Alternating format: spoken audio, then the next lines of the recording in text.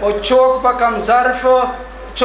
ظرف پکوی چوک خود غرض از متا واړه ملګری پښتانه کې دایسي نسی کې دای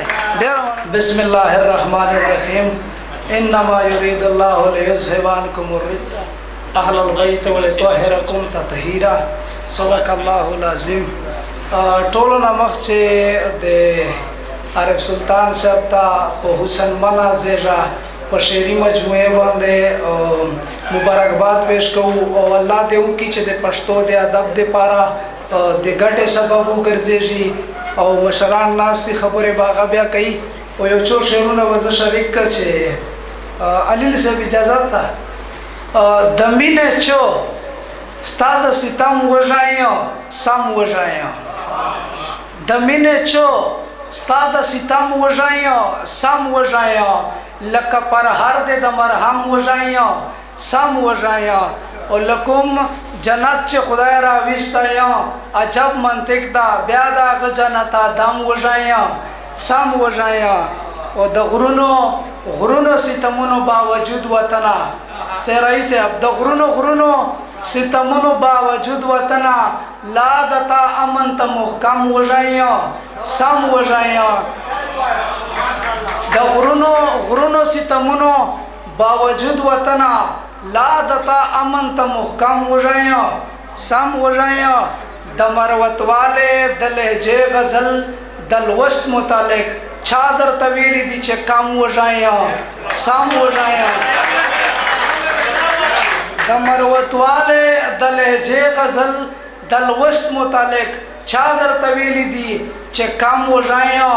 سم وژایو او نانا الله نور باقی لتان هیڅ نه غواړو بس د یو کښلي د کرم وژایو سم وژایو نانا الله نور باقی لتانا هیڅ نه غواړو بس د یو کښلي د کرم وژایو سم وژایو او چا کلمه چې د اسلام نه د ایمان ویلې ده عظمت د هغو خلکو سم وژایو سم وژایو. یو څو شعرونه دي چې په هر یو کاڼي چې اوبه کېدای سي نسی کېدای په هر یو کاڼي چې اوبه کېدای سي نسی کېدای پښتون د هر یو حسین زړه کېدای سي نسی کېدای په هر یو کاڼي چې اوبه کېدای سي نسی کېدای پښتون د هر یو حسین زړه کېدای سي نسی کېدای او دا چې په خپله خاوره ما ماتوي دغه ګیدړ په واړه عمر چلې وکېدای سي نسی کېدای دا چې په خپله خاوره ما ماتوي دغه ګیدړ په واړه عمر چلې وکېدای سي نسی کېدای او د قافلې ملګري خیر د کړانده هم وي خو د کاروان سر سړي ړانده کېدای سي نسی کېدای د قافلې ملګري خیر د کړانده هم وي خو د کاروان سر سړي ړانده کېدای سي نسی کېدای او اشنا چې ته وایې چې دا رقیب اشنا چې ته وایې چې دا رقیب د کار سړی ده